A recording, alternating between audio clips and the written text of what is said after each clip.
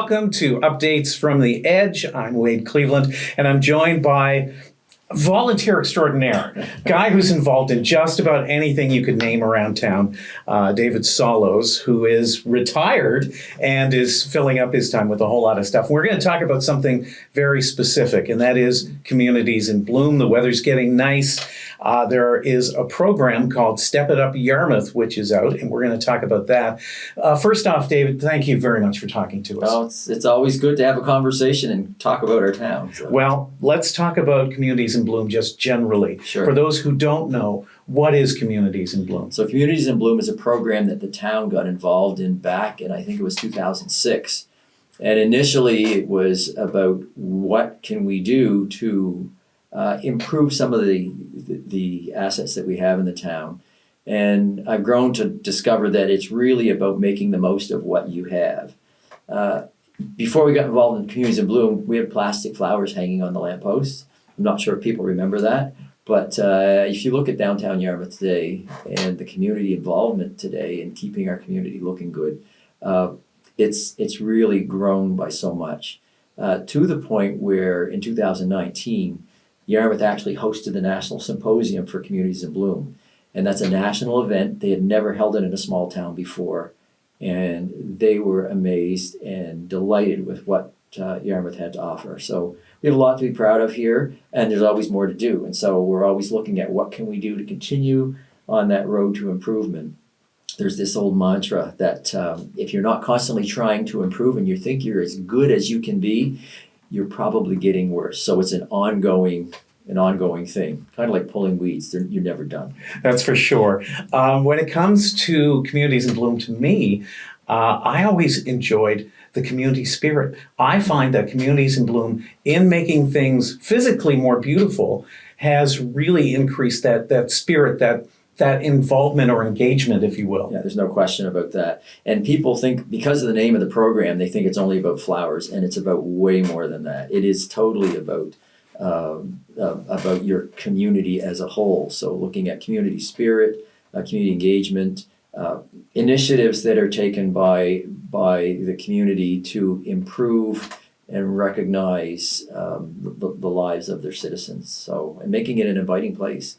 Again, if you look at Main Street 15 years ago and you look at it today, even during a time when there were some economic difficulties, it looks like a place that you would want to stop and stay. And people have done that, and people have decided this is where we want to live. So it's a good thing.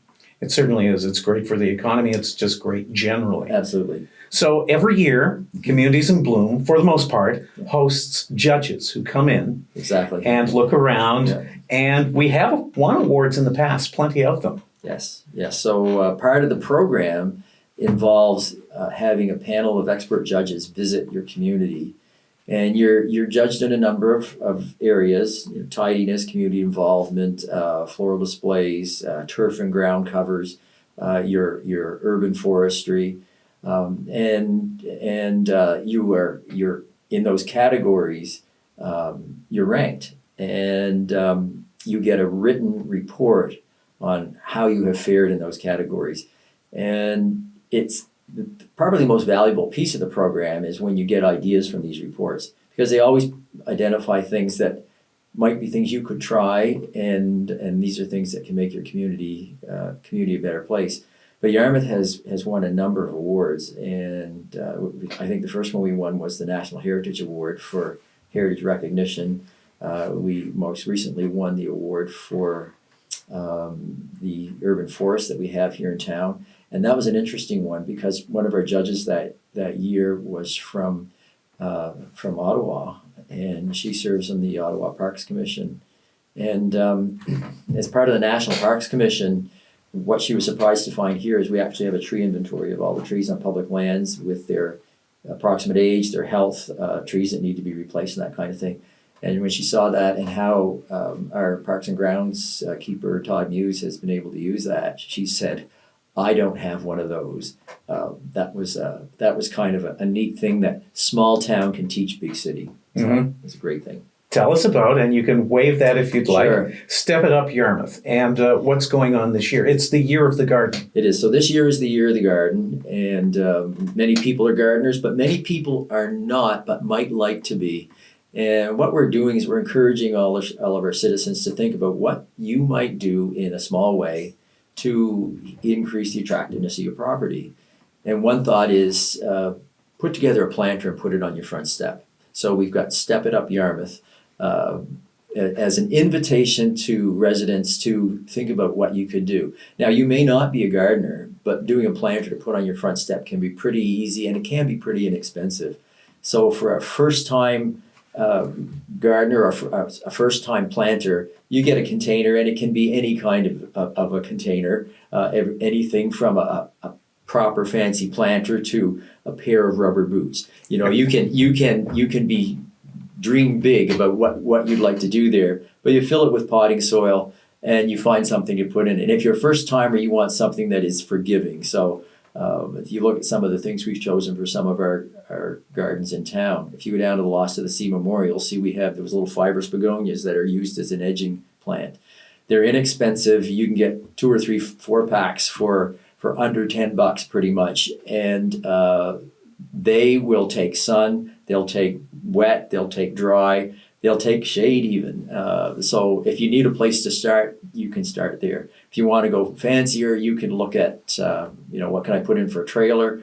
Do I need a spike in my planter? What do I want for color? By the way, the color this year that they're pushing is red.